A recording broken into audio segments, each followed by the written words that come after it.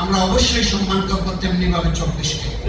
একটা দল তারা বুকিং দিয়েছিল ক্ষমতার 2041 সাল পর্যন্ত, তাই না? জেলে ছিলাম 24-এর 7 জানুয়ারি নির্বাচনের সময় জেলে ছিলাম, অন্যান্য দলের সিনিয়র নেতৃবৃন্দ একসাথেই ছিলাম। হতাশ, সবাই হতাশ। সবাই বলতেন ভাই এখন আর সরকার চিন্তা করে হবে না, এখন আমাদেরকে অনেক দূরে চিন্তা করতে হবে। অনেক জীবন দিলাম, লড়াই করলাম, সংগ্রাম করলাম, জেল কাটলাম, কিন্তু কিছু করতে পারলাম না। এখন 41 সালের পরের পরিকল্পনা আমাদেরকে নিতে হবে। আমি বলতাম ভাই আমার জীবনে এতদিন বেঁচে থাকবে আমি আশাও করি না। আমি আমার এই জীবনে আল্লাহর কাছে এইটুকু আশা করি একটা পরিবর্তন দেখতে চাই। সুতরাং আমার কাছে ভাই কোনো 41 নাই, আমার কাছে 24-25 যাই আসবে আলহামদুলিল্লাহ। অত এইগুলা দুর্বল মনের সান্ত্বনা। আমরা মন একটা দুর্বল হোক সবল হোক, সান্ত্বনা দেওয়ার জায়গায় একটাই, সেটা হচ্ছে আল্লাহ রাব্বুল আলামিনের সাহায্য। ওই সাহায্যের দিকে তাকায় থাকবো, যতক্ষণ না আসবে তাকাই থাকবো। আলহামদুলিল্লাহ যদি 24 না হতো আজকের 25-এ এখানে এইভাবে দাঁড়াতে পারতাম না। যদি 24 না হতো আমরা যারা নির্বাচনের কথা বলছি, নির্বাচনের প্রস্তুতি নিচ্ছি, আমাদের মুখ দিয়ে নির্বাচন নামক কোন শব্দ বের হতো না। যদি 24 না হতো আজকে ইলেকশন কমিশনের দায়িত্বপূর্ণ জায়গা থেকে মাননীয় প্রধান নির্বাচন কমিশনার যে বক্তব্য দিয়েছেন তিনিও এই জায়গায় থাকতেন না। যদি 24 না হতো বর্তমানে যে ইন্টারিম গভর্নমেন্ট আছেন যারা দায়িত্ব পালন করছেন তাদের অনেকেও জেলে থাকতেন। তাদের কেউ কেউ এর আগে জেল কেটেছেন এই ফেসিবাদী সরকারের আমলে, কারো স্বামী কিডন্যাপ হয়েছেন, তারাও আমাদের মতো মজলুম, তাদের প্রতি আমাদের সম্মান বোধ আছে। যদি এই 24 না হতো বর্তমানে ফেসিবাদী আমলে যে সমস্ত মানুষকে নির্যাতন করা হয়েছে, অপমান করা হয়েছে, তাদের বিচার চাওয়ার কোনো পরিবেশ এই দেশে থাকতো না। সুতরাং 24 আমাদের ইতিহাসের শুধু অংশ নয়, 24 এখন আমাদের কলিজার অংশ।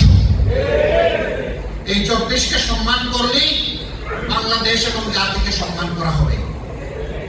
আমি সকলের প্রতি বিনয়ের সাথে অনুরোধ করব, আমরা সম্মান করবো 71-কে, আমরা অবশ্যই সম্মান করবো তেমনি ভাবে 24-কে।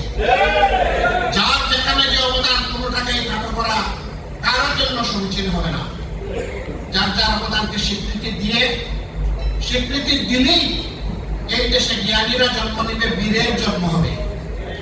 আর যদি অবদানকে অস্বীকার করা হয় জ্ঞানীর আত্মহত্যা হবে এবং এই দেশে মায়ের কুলে আর বীর জন্মাবে না। এই জন্য আমরা আমাদের বীরদেরকে গভীর শ্রদ্ধা দিয়ে স্মরণ করে যাবো আজীবন ইনশাআল্লাহ।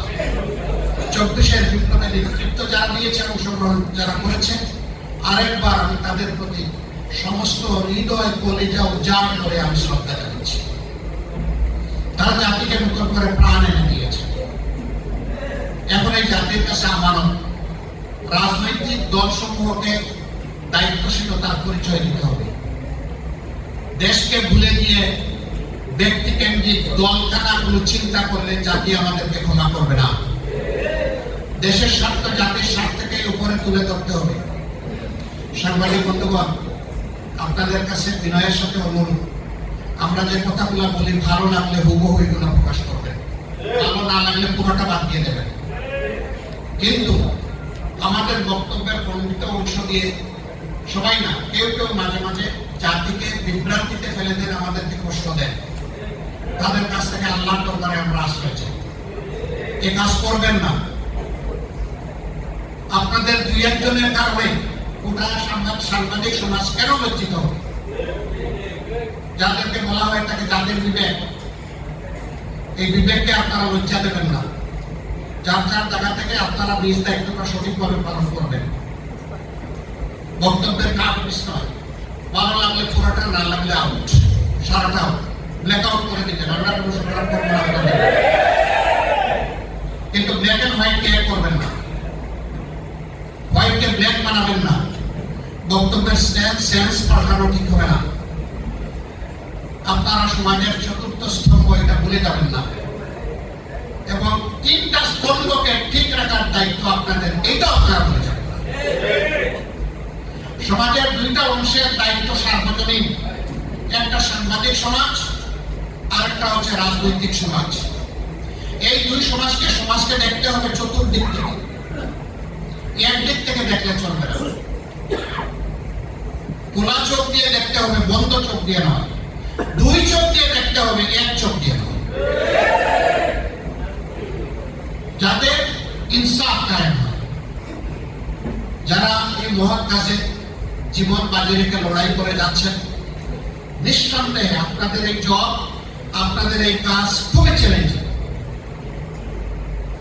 বহু জায়গায় কাজ করতে গিয়ে আপনারা, সত্য তুলে ধরতে গিয়ে আপনারা বিভিন্ন সময় নির্যাতনের শিকার হন। আপনাদের জীবনও গিয়েছে দফায় দফায়।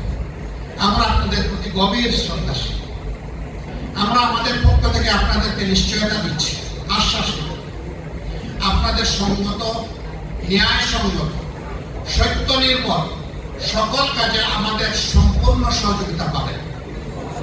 সেই কাজটা যদি আমাদের বিপক্ষেও চলে যায়, তবুও আমাদের সমর্থন পাবেন। কিন্তু কাজটা ন্যায়সঙ্গত, সত্য নির্ভর হতে হবে, মিথ্যা নির্ভর। আমরা আপনাদের কাছ থেকে সমালোচনা হচ্ছে পত্রিকার দুইটা পার্ট, একটা হচ্ছে নিউজ আর একটা হচ্ছে ভিউজ। নিউজে যা আছে তাই বলতে হবে, ভিউজে আপনি যা চান সেটা বলবেন, মন তুলে বলবেন। এটা নেওয়া না নেওয়ার দায়িত্ব আমার, কিন্তু আপনার বলার অধিকার আছে। আপনার কণ্ঠকে উদ্ধ করবে না।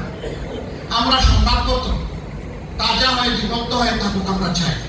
একটা প্রভাবশালী দেশের একজন কূটনীতিক আমার সাথে সাক্ষাতের শেষ পর্যায়ে এসে বললেন, আপনারা তৈরি থাকুন, যদি জনগণের সমর্থন নিয়ে আপনারা, ওনার ভাষায় ক্ষমতা, আমরা ক্ষমতা বলি না, আমরা বলি দেশ সেবা, সুযোগ পান, তাহলে মিডিয়ার একটা অংশ আপনাদের উপর ঝাঁপায় পড়বে।